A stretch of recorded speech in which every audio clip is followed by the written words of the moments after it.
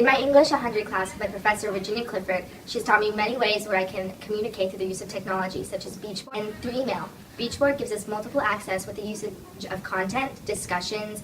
It helps me know what the prompts are for all my assignments. So with all this, I can't be so confused with all my paper shuffling around in my binder. Instead, I just have to go online, type in my username and password, and that's where I can find out all the information I want.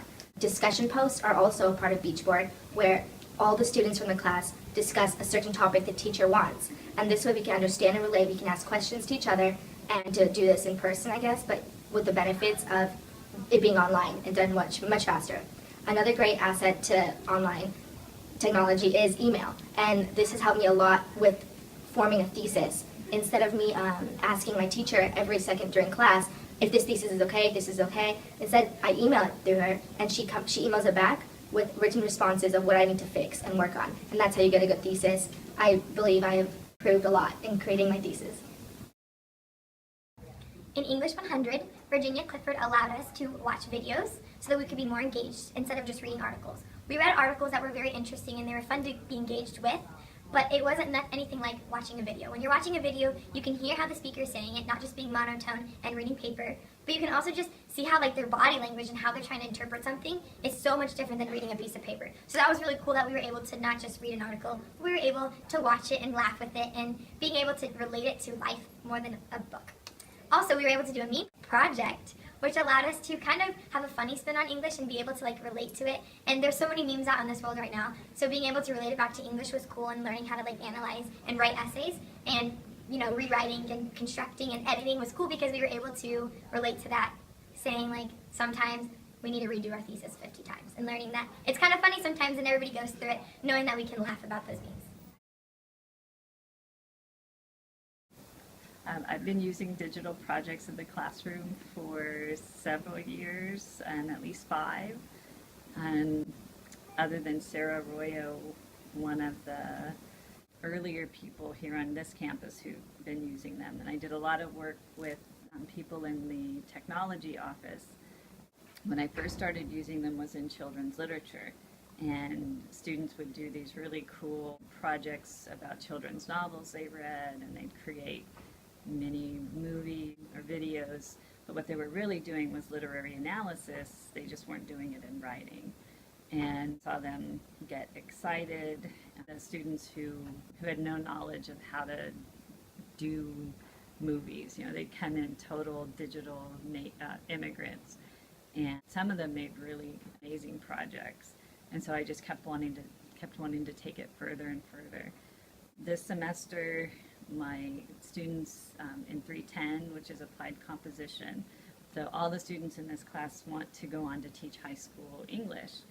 And one of the new standards in Common Core is all about digital citizenship, making sure students know how to be savvy users of computers and the internet, how to evaluate sources on the web. Some of our students don't even know that. So we want to make sure that teachers we're training know how to do that so they can teach their students. And have the students do online posting, projects at Comp at the Beach. One of their main projects was to take one of the new Common Core standards for English language arts and create a digital project that they would show a high school classroom. And again, some of those were very well done, and from students who'd never put together a website or a video or a Prezi.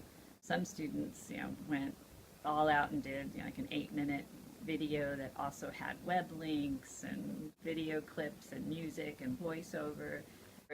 The goal was to make it multimedia, to focus on the Common Core related to English language arts, and to make sure that they were relating all the information to an appropriate grade level. And I think they were much more effective and engaged in the activity in that format, rather than if I just asked them to do a paper.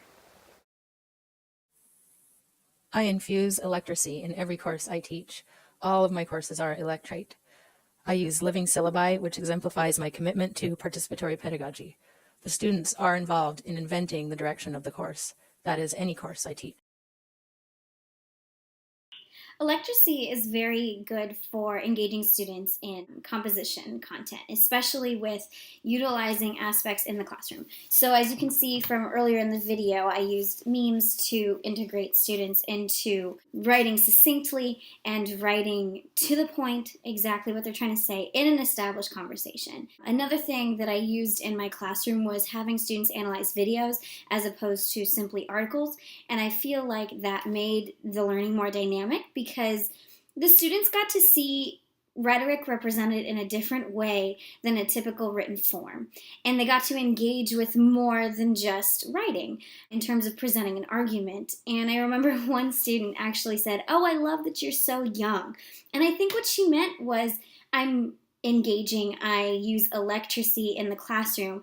That's something that students use so much in their day-to-day lives that I seem young because I'm using tools that they are already familiar with that most teachers don't. So using electracy in teaching writing is really helpful for students because it's not something that they see day to day, and it's something that's engaging for them to bring them into those new skills or those hard skills that they kind of get or don't necessarily understand how to accomplish or engage with as much as when they do have some entertainment value in the learning process. So become electorate sponsors, people.